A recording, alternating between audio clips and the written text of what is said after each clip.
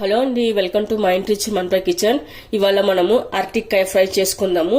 ఇక్కడ నేను ముందుగానే అరటికాయలు తీసుకొని సన్న సన్నగా పీస్ చేసి కట్ చేసి పెట్టుకున్నాను.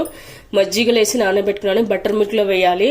అప్పుడే మనకు అరటికాయలు కట్ చేసినప్పుడే బ్లాక్ అవ్వవు అనమాట, ఇలా ఫ్రెష్ గా ఉంటాయి. ఇప్పుడు మనం ఫ్రై కోసం 4-5 ఎండుమిర్చి వేసుకుందాము. ఆ తర్వాత 2 టీ స్పూన్స్ ధనియాలు వేసుకుందాము. జీలకర్ర, ఎండు కొబ్బరి పొడి, పెప్పర్, మిరియాలు, కొద్దిగా సాల్ట్, కొద్దిగా బరకగా వచ్చేట్లాగా పెట్టుకోవాలి. ఇప్పుడు ఫ్రై కోసం తాలింపు వేసుకోవాలండి. 2 టేబుల్ స్పూన్ల ఆయిల్ వేసుకున్న తర్వాత పచ్చిశనగపప్పు వేసుకోవాలి. ఆ తర్వాత ఆవాలు, జీలకర్ర, మినపగుళ్ళు కూడా వేసుకోవాలి. ఆ తర్వాత సన్నగా కట్ చేసి పెట్టుకున్న ఆనియన్ ముక్కలు కూడా వేసుకోవాలి.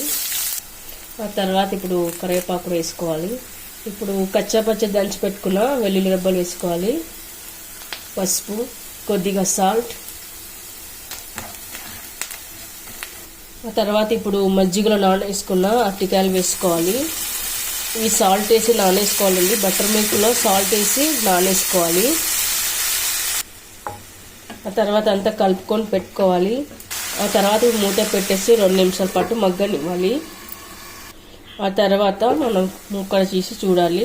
ఇప్పుడు ఇది అరటికాయ హాఫ్ బాయిల్ అయితే సరిపోతుంది, మరీ మెత్తగా ఉడికించకూడదు. ఇప్పుడు ఇందులో వాటర్లో ఉన్న తేమంతా పోవాలి. కొద్దిగా ఉడికింది చూడండి, ఇంత ఉడికితే సరిపోతుంది.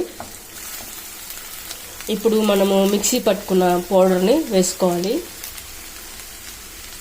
ఇప్పుడు మనం దీన్ని అరటికాయలకంతా పట్టేలా బాగా కలుపుకొని పెట్టుకోవాలి. ఇలా అంతా కలుపుకొని పెట్టుకున్న తర్వాత మనం పైన కొత్తిమీర వేసుకోవాలి. ఓకే అండి, కర్రీ రెడీ అయిపోయింది. ఇప్పుడు సర్వింగ్ ప్లేట్లో తీసుకుందాము.